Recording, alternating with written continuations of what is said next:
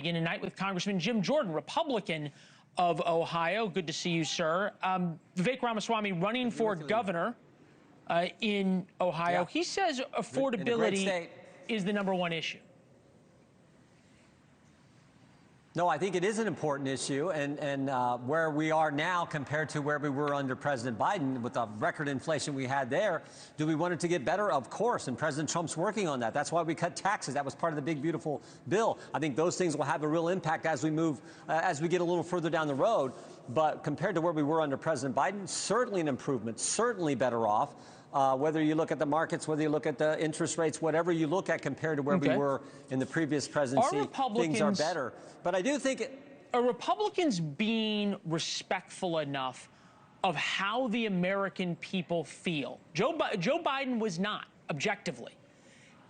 Are Republicans being respectful enough that Americans still are feeling an enormous amount of pain, especially the working class Americans that put Trump and Republicans in control of the House, the Senate, and the White House? Yes, that's why we want the government open. We didn't close the government. They did. Every Republican in the House voted to keep the government open. 14 times in 36 days, they've tried to have the Democrats in the Senate vote with the Republicans in the Senate to keep the government open. So, yes, we care about where the American people are. But I do think it's a little difficult and maybe not just accurate to compare a national election 1 year ago with a 3-state, 1 big blue city election yesterday, and somehow say that they're equivalent. They're not. The whole nation voted, red and blue states, not just 3 blue states and 1 really blue city, and extrapolate from there. So I think that's just not a false, I think it's just a false comparison. Well, I think maybe you didn't hear the monologue, but I made that point, exactly that point. No, that's exactly what I heard. Okay. Yeah, that's exactly what I heard. You talked about the interpretation Democrats took from the election in 24, which was a national election, every member of Congress, a third of the Senate, and the presidency, and compared that to what you said Republicans are interpreting a 3 blue state, 1 really blue city election. That's a different animal. Those are 2 different things. No, they are, sir, but I'm hearing a lot of Republicans who are interpreting this election, especially a lot of Jewish Republicans, who are terrified of what's happened in New York City. Well, we should be, because a socialist won the mayor's position in our largest city, a socialist who says they want government-run stores. You talk about affordability, you talk about shortages and rationing. That's what happens when you have government-run groceries, for goodness sake. Okay, well, I think we may be talking past each other in that sense, but you're saying, I think, conflating that caring about how the government gets reopened with Americans feeling like Republicans understand the pain they are experiencing. Noteworthy that Congress still gets paid and the shutdown federal workers do not. This is Marjorie Taylor Greene today with Blake Berman on the Hill. Take a listen. It was about America first. It was about MAHA, and it was about cost of living and putting Americans' issues above everything else. And that has not been the focus for months now. Does she have a point? I think Marjorie is on point in many ways.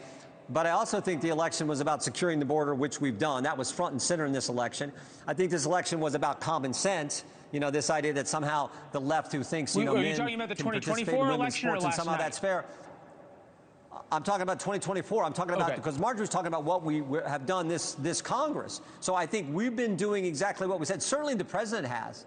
The president said he was going to cut taxes. He did. He said he was going to secure the border. He did. We've all been helping with that. He said he was going to make sure men aren't competing in women's sports. He did. He said he was going to make sure Iran didn't get nuclear capability. He stopped that as well. So the president's been doing what he said.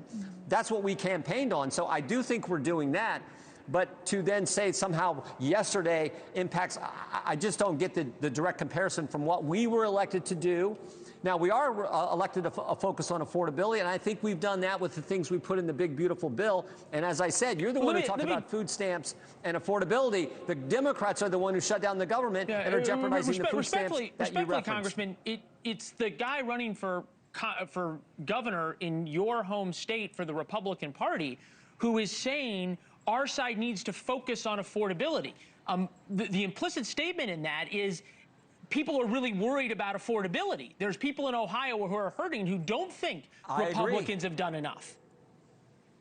And I've endorsed Vivek. I think he's going to make a great governor of our state. I think he's going to win that position and do a great job. So I do get that. All I'm saying is you referenced it in relation to food stamps. The reason that's in jeopardy, not Jim Jordan. I voted to fund the government. Not Republicans in the United States Senate. They voted 14 times to do it. It's Chuck Schumer and the Democrats who are jeopardizing the affordability for those individuals you referenced. As far as all Americans, yeah, that's why we lowered taxes, so they get to keep more of their money. Families, moms and dads can keep more of their money to spend on their kids and their goals and their dreams. Okay, so the fact that Jack Ciattarelli in New Jersey did worse this time than he did 4 years ago doesn't give you pause in any way, shape, or form? No, I do think there needs to be some analysis, but this idea that you're going to extrapolate from 3 blue states. New Jersey they voted for Harris. New Jersey had a Democrat governor the last 2 terms. Virginia, they voted for Harris. California passed Prop 50, huge Democrat state there, and New York City, definitely maybe the bluest of blue cities. They elect. I don't think you can say that somehow that is a picture of the entire country, because it's just not. It's just not. I talked to folks in the 4th District of Ohio. That's not how they think. That's not what they believe, and they certainly don't want a socialist representing their state and their entity, their political subdivision, whatever that may be. So I just don't see the direct comparison. All right, fair enough. Yeah, there's not a direct comparison, as we noted off the top. Congressman Jim Jordan, thank you very much. Thank you for watching. Subscribe below and download our NewsNation app right now on your phone, and you will get fact-based, unbiased news for all Americans.